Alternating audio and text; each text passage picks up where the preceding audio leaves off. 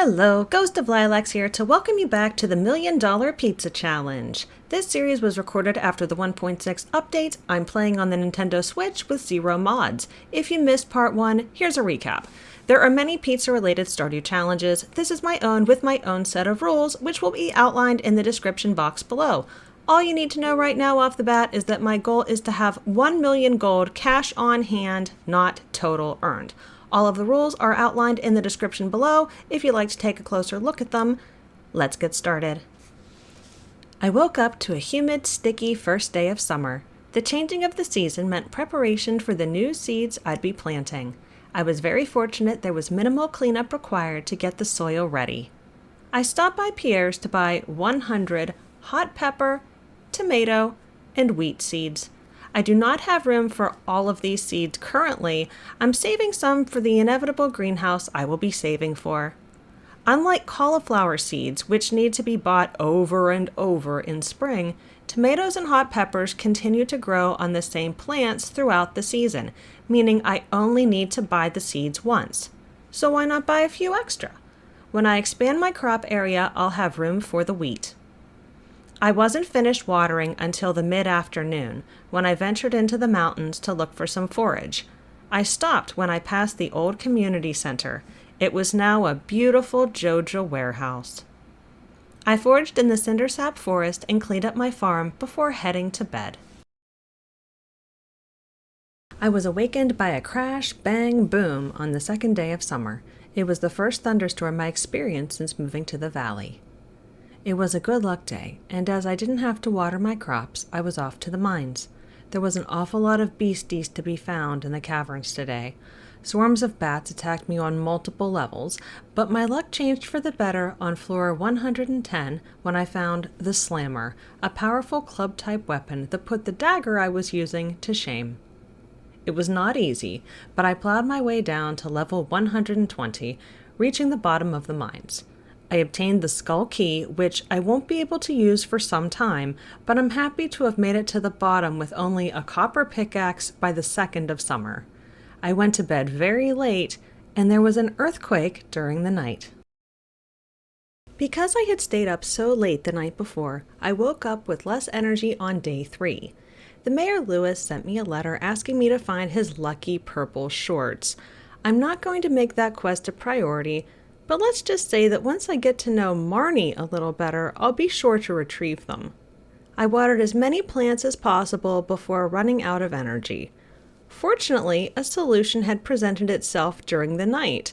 That is, the earthquake opened up the mountains and the bathhouse was now available. It's free to use the bathhouse, but it does take up a fair amount of time to get your energy replenished. I will be making good use of it until the day comes where I no longer need to water my crops. The rest of the afternoon was spent fishing in town. I returned to the farm and chopped down a few trees before heading to bed. That wood shopping paid off as I reached level 5 foraging and chose the forester profession, ensuring trees drop 25% more wood. On day 4, I woke up to a letter from Marnie. She had sent me some hay, and I thought that was very nice of her. My silo was currently full, so I'll store it in a chest for now. After watering my crops, I headed south to give Jas a sweet pea for her birthday. Then I was off to Clint's to have the blacksmith upgrade my axe to a copper one. On the way, however, I ran into Mayor Lewis, who was boo-hooing about the community center.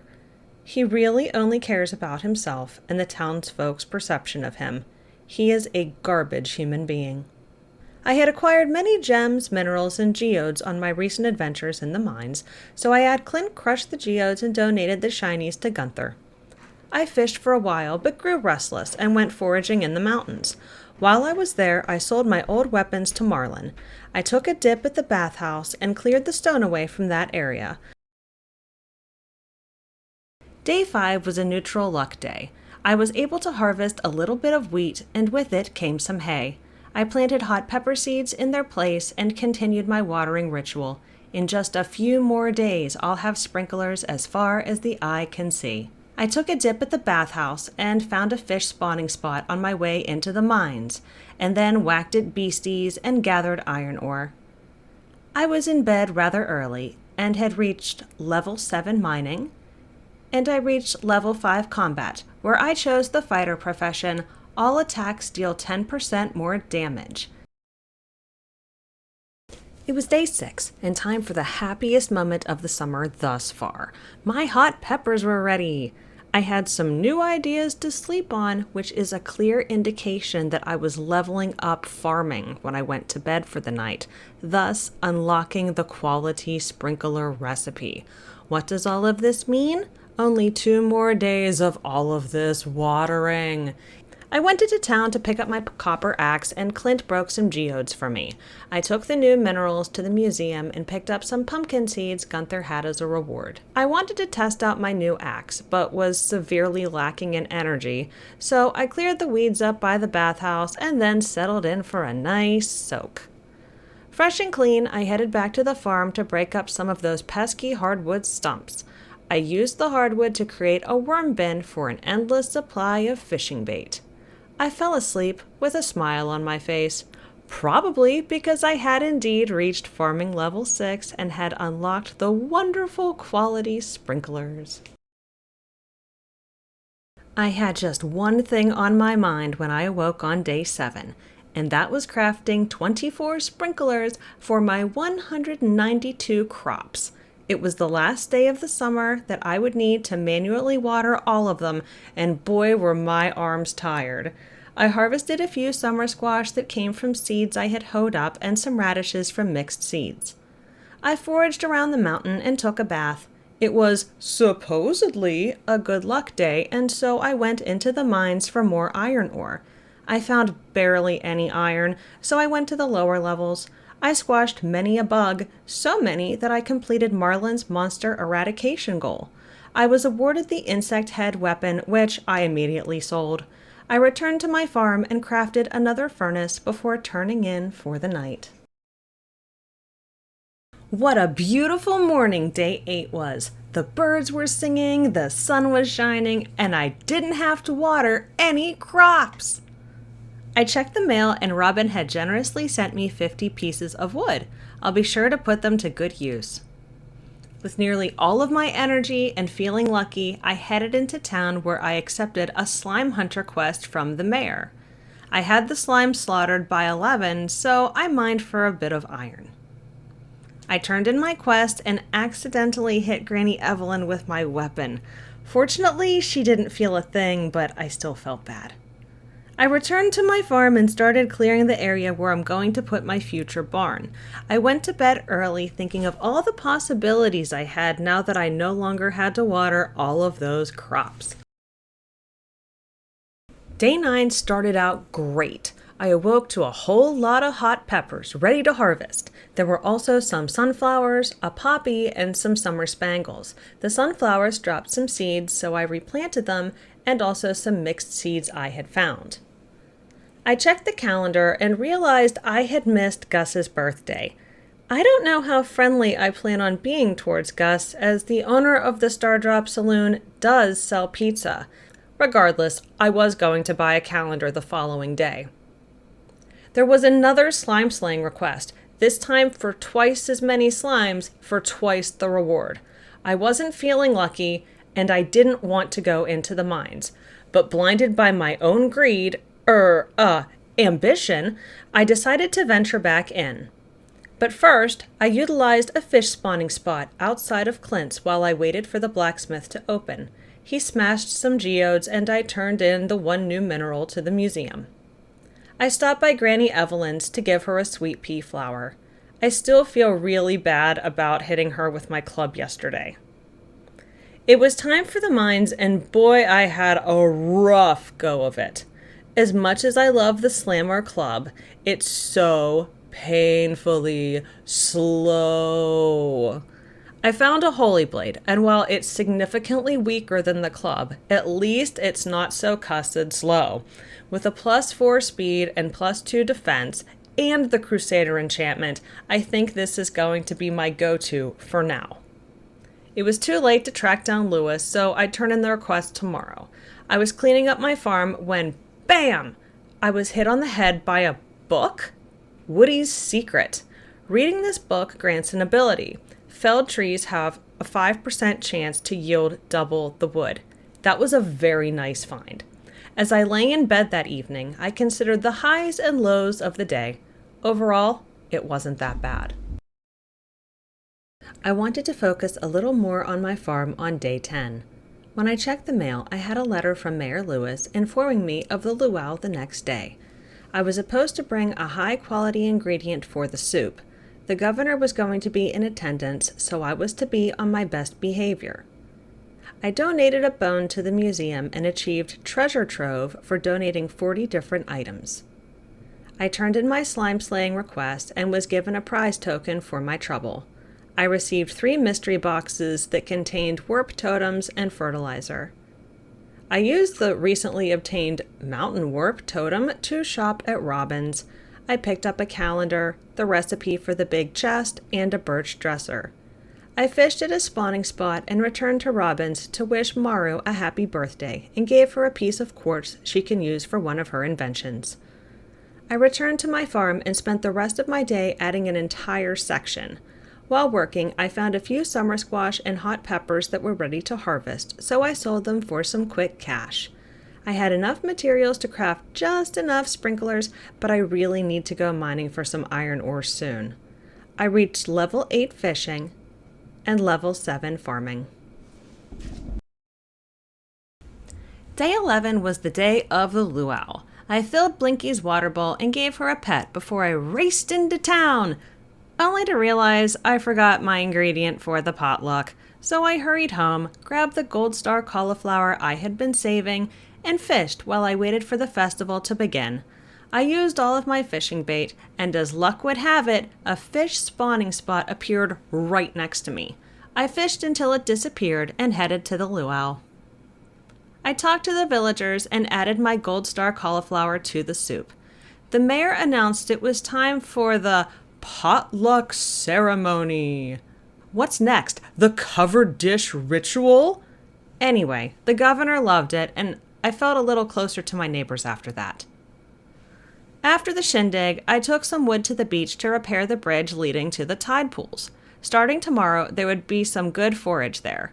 While there, I dug up a book called Jack Be Nimble, Jack Be Thick, and by reading it, I gained +1 defense. That night, I had a terrible nightmare that I had set off a bomb on my farm that destroyed some of my tomatoes. There must have been something funny in that soup I ate. I awoke on day 12 with my hot peppers and tomatoes ready for harvest. I received a letter from Shane teaching me how to make pepper poppers, which seemed appropriate for today's harvest. I made my way into town and accepted a request from Clint, who wanted some copper ore. I stopped at the beach to forage and sell my shells to Willie, who told me about a secret project he has in the back of the shop. I was off to the mines and quickly acquired the necessary ores. I found another book, the Monster Compendium, which monsters have a small chance to drop double loot. I turned in Clint's request before cleaning up the farm. I did not get to bed until very late, but I made mad bank. It was the morning of day 13 when the melon seeds I had obtained from Gunther had matured, so I harvested and sold them all, but 2. One in case of a fetch quest, and one I definitely need for a fetch quest. I went into town looking for a quest when Clint wanted more ore. Gold ore this time, only 8 pieces. Easy enough, right? I went into the mountains where I hoed up a dinosaur egg. Normally I'd keep this and raise dinosaurs, but there are no dinosaur eggs on pizza, so this was going to be donated to the museum. I dropped off some things at home, then set off for the ore. I finished quickly, turned in the quest. I asked Clint to upgrade my pickaxe to iron and for him to smash open some geodes for me. There were a few minerals I hadn't donated in the past, and Gunther had a rare crow scarecrow for me. I stopped by the beach for a little foraging and gifted Alex a grape for his birthday. I spent the rest of the afternoon and evening cleaning up my farm, and all of that hard work paid off as I reached foraging level 6. Now I can create lightning rods, which will help protect my crops during storms. I woke up feeling great on day 14. I didn't have any crops ready to harvest, so I got to work crafting lightning rods. I would have liked to create more, but I ran out of iron. I also crafted some trap bobbers as I planned on spending my day fishing. I picked up a fetch quest from Clint, but I wasn't able to go to the mines as he was still working on my pickaxe. I was okay with that. I had enough mining over the past 2 days. When my pickaxe was ready tomorrow, I could venture back into the caverns. For now, it was time to fish. Partway through the day, I sold my haul to Willie and went right back out until I used up my bait. Once my bait was depleted, miraculously, a fishing spawning spot appeared. When I became exhausted, I headed home for the night, confident I made just enough money to allow me to purchase the greenhouse. When I woke up, I checked the weather forecast on day 15. It said that there was an anomalous reading for the following day. What could that mean? I didn't have time to worry about that. I had a field of hot peppers to harvest and ship. After that, I was off to Clint's to pick up my pickaxe. On the way into town, I checked the message board and there was another ore request for Clint. I grabbed my new and improved pickaxe and headed to Joja Mart to purchase my greenhouse. I'm going to need more sprinklers, but that's a problem for future Ghost. With my new pickaxe in tow, I made quick work of gathering the required ores for Clint, 40 copper and 6 gold. I had plenty of time to spare before turning the quests in, so I dug around for some iron. I went to the saloon to socialize before Clint showed up, then I turned in the quests. He gave me a prize token I redeemed for some Stardrop tea. I spoke to Mayor Lewis, who admired my melons, saying Grandpa enjoyed growing them on the farm too. I did a little fishing before returning home early. I wanted to be prepared for whatever strange weather event was happening the next day. While I slept, Morris oversaw the reconstruction of my greenhouse, and a big raccoon ran out. He headed in the direction of the cinder sap forest. I reached level 8 farming. I awoke on day 16 to a green rain descending on the valley. After giving Blinky a pet and checking the calendar, I turned the TV on to see the forecast and get the dope on my horoscope. Unfortunately, it was just green static. I didn't have time to worry if this green rain was toxic or dangerous. I had tomatoes to harvest. After taking care of farm chores, I went to inspect my new greenhouse. Ah, she's a beauty. So much money will be made within these 4 walls. Gus sent a letter saying everyone was welcome to hang out at the saloon for the sake of safety, so I headed into town. Clint had posted yet another fetch quest, this time for one of my prized iron bars. I accepted it as every bit of cash helps, but dang, Clint, why are you so needy? I cut down a swirly-looking tree that produced fiddlehead ferns. Those don't belong on pizza, but they're forage, so those are going to go right into the shipping bin when I get home. I chopped down trees and cleared weeds here and there as I checked on the townsfolk throughout the day. I brought Clint the iron bar and headed home. My energy was nearly depleted, and I was sick of the rain. I had a visitor waiting for me on my porch on day 17, Granny Evelyn. She heard about my new greenhouse and brought me a gardening pot along with instructions on how to make more. What a sweetheart. My summer forage was ready to harvest, so I scooped it up and made more seeds to plant in their place. I went into town and picked up a fetch quest for my buddy Pierre, who requested a purple mushroom. I had one, but realized later that his shop is closed on Wednesday, so I'd have to deliver it tomorrow.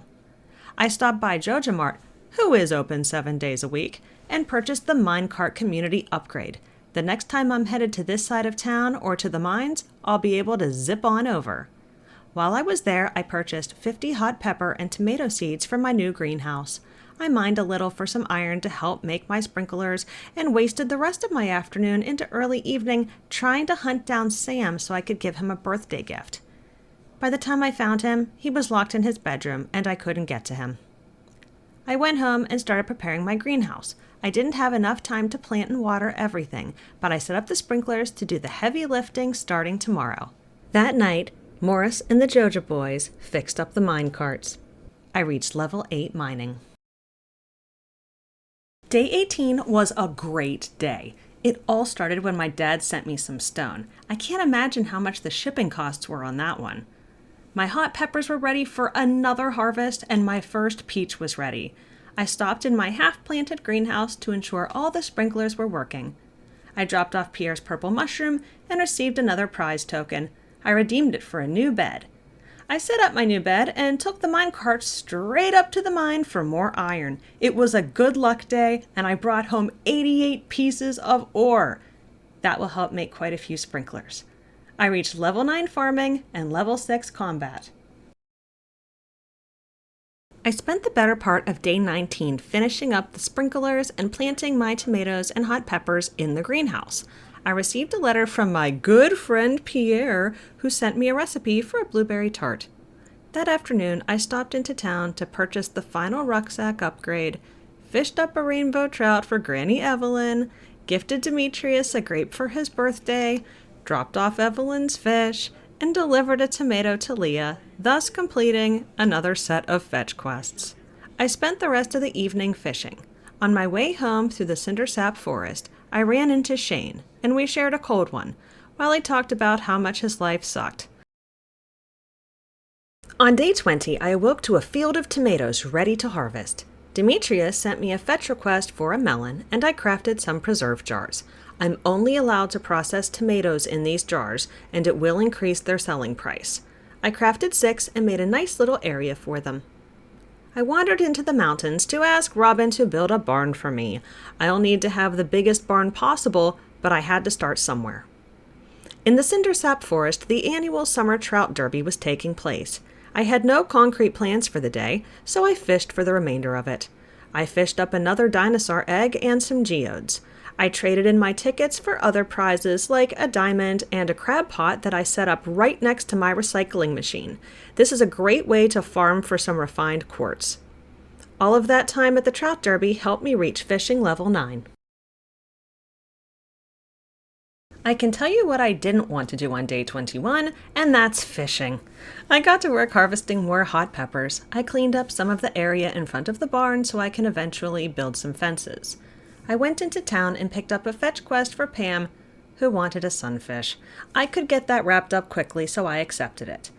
I visited my best bud, Pierre, and bought the grass starter recipe. I'll need this to make a nice grassy area in front of the barn. Then I was off to Clint's, so the blacksmith could open some geodes and upgrade my axe. I dropped off goodies at Gunther's, then fished for Pam's quest. I was rewarded with a prize token, which I then exchanged for 4 quality sprinklers. The day was half over, and I wasn't sure what I wanted to do, so I did what I always do. I ventured into the caverns. I find mining very relaxing, even when there isn't much ore to show for my efforts. Have you ever had one of those days where you really didn't know what you wanted to do? That's how I felt on day 22. I felt lucky, so I mined for a bit, delivered a hot pepper to Jody, and fished until late into the evening. Nothing particularly extraordinary happened, but I was excited my steel axe would be ready for pickup the following day. Before shuffling off to bed, I refilled my preserve jars as my first batch of pickled tomatoes were ready. On day 23, I checked my greenhouse and my first peppers were ready to harvest. I put 5 in the dehydrator for some roasted hot peppers. It was a delivery day. I gave Demetrius the melon he requested, picked up my steel axe from Clint, picked up the Mayor Lewis's shorts. What are they doing in Marnie's bedroom? I'd rather not think about that too much. I took my new axe to the log blocking a path off of the cindersap forest and found the secret woods. Here I battled slimes, chopped up some stumps for hardwood, and fished at a spawning spot, where I caught up some new fish. I also fished up some plants I can decorate with. I left the woods and ran into Elliot and delivered a ruby he had requested. I dropped off the mayor's shorts. There's definitely more going on here that meets the eye, I'm sure of it. And I was back to my farm. I decided to make a small tree farm in the bottom corner. I'll most likely be reworking this area in the future, but it's a good start. It was nearing the end of the season on day 24. All of my crops were ready this morning, and while I harvested, I thought about why I hadn't purchased a cow yet. You see, if I buy a cow right now, I'll need 1,000 gold for a milking bucket. I'm currently at level 9 farming. At level 10, Marnie will start selling the auto grabber, which will milk the cow for me. thus eliminating the need for a bucket. The bucket would then be placed in a chest for the rest of my life. Every time I see it, I'll think about how I spent 1,000 gold on a bucket when I could have saved that money and put it toward my auto grabber. Once I reach level 10 farming, I'll buy the auto grabber and I won't have to ever look at that bucket. I had heard rumors of auto grabbers sometimes showing up in the Skull Caverns in the Calico Desert, but it would be a while before I had unlocked the boss, so I'd rather just buy it now. My crops harvested, I made my way to Clint so the blacksmith could upgrade my hoe. He crushed a few geodes and I donated the goodies to Gunther.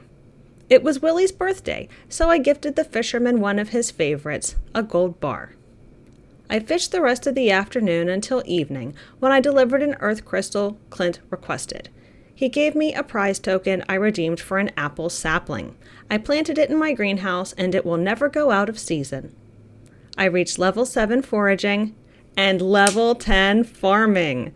I chose the artisan profession, making artisan goods worth 40% more. On day 25, I checked my mail, and sure enough, Marnie sent me a letter telling me all about the auto grabber. Say no more, I'm sold. I took care of farm chores and made my way down to Marnie's and picked up a heater and 2 cows. I named them Mozzarella and Deep Dish. I spent the afternoon building hardwood fencing and let my little friends out to graze. I delivered a hot pepper to George, and I fished in the ocean the rest of the evening. I was restless on day 26 and didn't have any real plans. I harvested the hot peppers in my greenhouse and gave my cows a pet. I stopped by Clint's to pick up my copper hoe and picked up a fetch quest for Leah. She had requested a diamond, and I was happy to fulfill the quest and receive 2,250 gold for my effort. On my way to the secret woods, I stopped and considered purchasing a rare seed for 1,000 gold. No, you do not find sweet gemberries on pizza. However, I would not be selling the fruit. I would be offering it to someone or something that could help me in the future. I considered it an investment and not the monetary kind, so I splurged. I cut up the hardwood stumps and fished for a bit. Then I was off to Marlin to sell some weapons I didn't need. I mined for a bit and went home. On day 27, I started off by watering my indoor crops. I had planted tomato, hot pepper, and my sweet gemberry into planters like the one Granny Evelyn had brought me. I'm going to sync up my peppers and tomatoes with the ones in the greenhouse so I won't have to check on them every day to see if there's anything to harvest. There were hot peppers in my field ready to harvest, the last ones of the season. I destroyed the plants, and I bought 300 wheat seeds to replace them. While at Pierre's, I picked up some speed grow for my indoor plants and the recipe for the dehydrator. It was very expensive, but I will be making that money back soon enough. I felt lucky and put that feeling to the test in the mines. I picked up a nice amount of gold and iron ore before heading to bed. My last thought before drifting off to slumberland was, did I sell my hot peppers? The answer was no. I wasted no time on day 28 watering my indoor plants and tracking down the case of the missing hot peppers. Oh, there they are, in my mushroom cave. Whoops. My preserve jars were ready, so I refilled those too. It was the last day for my tomatoes, so I harvested them, destroyed them, and planted wheat seeds in their place. I had some wheat to harvest, so I replanted those too. I'd made visiting the secret woods for hardwood part of my daily routine, and I found Abigail in the cindersap forest outside of the wizard's tower. She asked me where I'd like to go for an adventure, and while I was tempted to say Joja, as they are open 7 days a week, unlike her father Pierre's crummy general store, I opted for an old gnarled forest. She was all about it. I foraged around the mountains until it was time for the Dance of the Moonlight Jelly Festival on the beach. I bought a pretty banner to commemorate my first summer in the valley. I'm going to leave it here so we can enjoy the festival, and I'll be back for fall. If you enjoyed this video and want to see more like it, please like, subscribe, and ring that notification bell so you'll be notified when a new video comes out. Please leave your comments and suggestions down below. Thank you so much for watching, and I'll see you next time. Shh, it's starting.